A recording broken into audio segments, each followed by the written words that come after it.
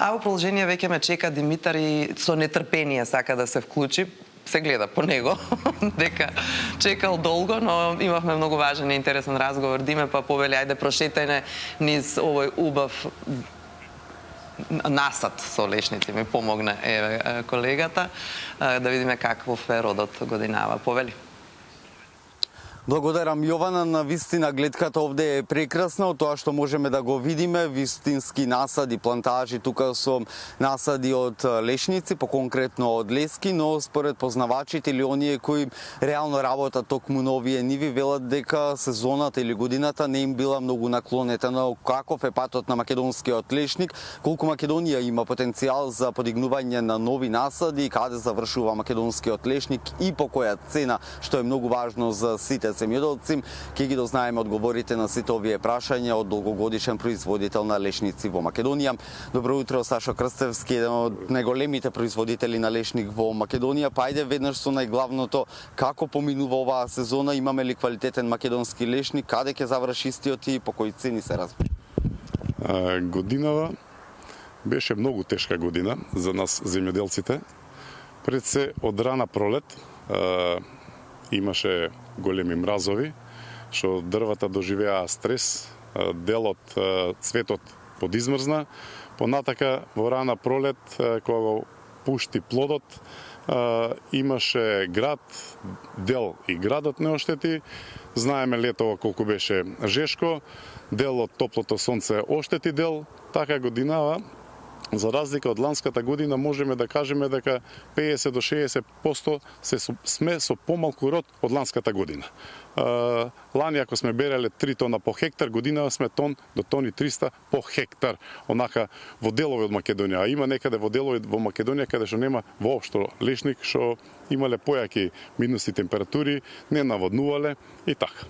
Која е цената и каде завршува македонскиот лешник во Македонија или сепак се извезува? Годинава ќе имаме многу подобра цена за разлика од ланската година. Ланската година варираше некаде од 2,5 до 4 евра, што годинава веќе имаме добри најави, што од 4 до 5 евра се најавува дека може и малку погоре ќе отиде, што е одлична цена, што може да покриеме некои трошкови за разлика што немаме доволно род со цената да наполниме. Веќе во најава се две италијански компании, тука кај нас во Македонија, што бараат поголеми количини на лешник, но не знам годинава дали ќе ги удостоиме со овој род што го имаме во Македонија. Дел од плодот иде во наша кондиторска индустрија, дел ќе иде за извоз Италија. Така и сите оние кои не гледаат сигурно си велат, па и лошо, не лошо, вака цифрите на количина откупен лешник не се лоши, па зошто тоа не би било добар бизнис. Па ако некој се мотивира преку ова наше вклучување во живо токму од овие насади да подигне свој насад, каде може да го направи тоа, односно какви услови бара лешникот за да може вака плантажно да се одгледа? Лешникот бара па некаде, јас веќе имам зборено во претходните емисии на други телевизии, бара вода. Условот е вода, бара добра почва и добар квалитетен саден материјал, сертифициран саден материјал, што ќе има убава коренова маса за да се прифати да вире како што треба, нели? Располагаме ние со многу добар квалитетен саден материјал. Сортата е многу битна, пред се да нагласам, значи оваа е Тонда Джентиле де Лаланги, италијанската сорта што италијанските компании стриктно само не ја барат, додека другите сорти се понерентабилни и послабо ги барат и нема цена. Тие сорти што идат 2 до 3 евра, оваа иде сега 5 до 6 евра, нагласивме. Значи сортава де Лаланге ние ја нудиме, имаме здраве живи здрави за до есен, имаме квалитетен саден материјал.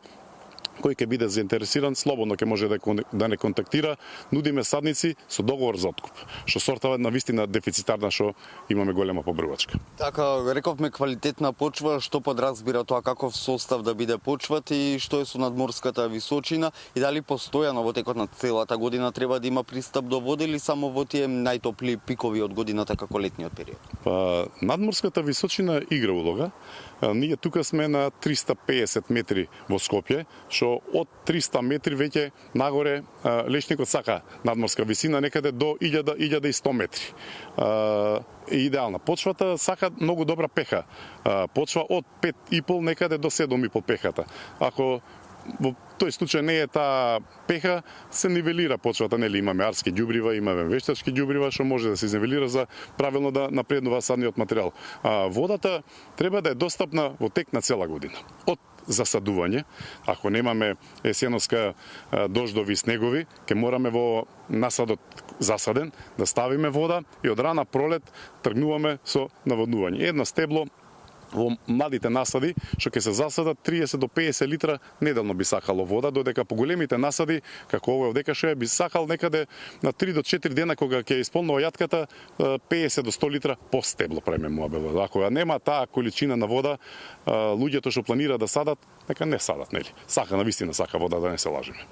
Така и откако ќе се направи тој дрворед, ќе се засадат садниците, ќе ги исполниме условно сите овие услови, доаѓа она најважното сигурно прашање за многу земјоделци, кога леските ќе изгледаат вака, кога ќе ги имам првите плодови, кога ќе почнам да заработувам? Вака, првите плодови младиот насад ќе ги даде после третата година. Ќе има онака да се проба за некоја тортичка да се направи. Пласманот веќе ќе почне од петата година кога ќе почне да дава 2 кила по стебло. И секоја година како напредува нели дрвото, во добра година, не како оваа година, просекот некаде 12-13 година треба да дава 8 до 10 кила по стебло.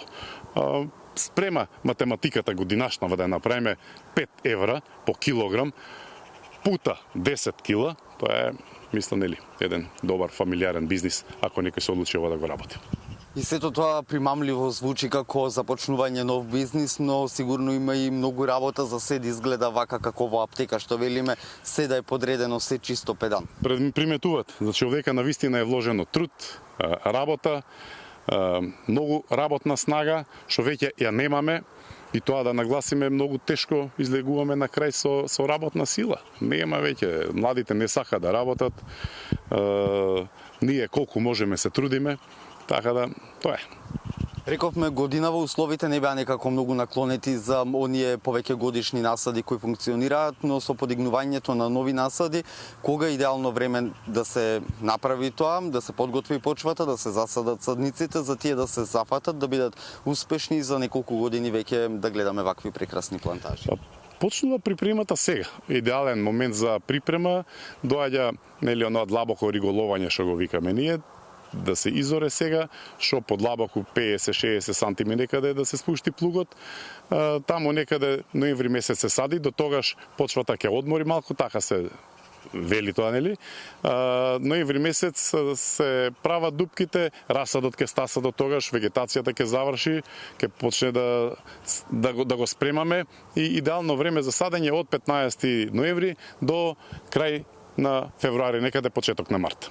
Така е, за крај да сумираме во неколку збора за 1 хектар колку пари треба да вложиме и за колку години би ја вратиле инвестицијата, ако така би се изразил? Па вака, во 1 хектар доаѓаат околу 500 садници со растојание 5x4.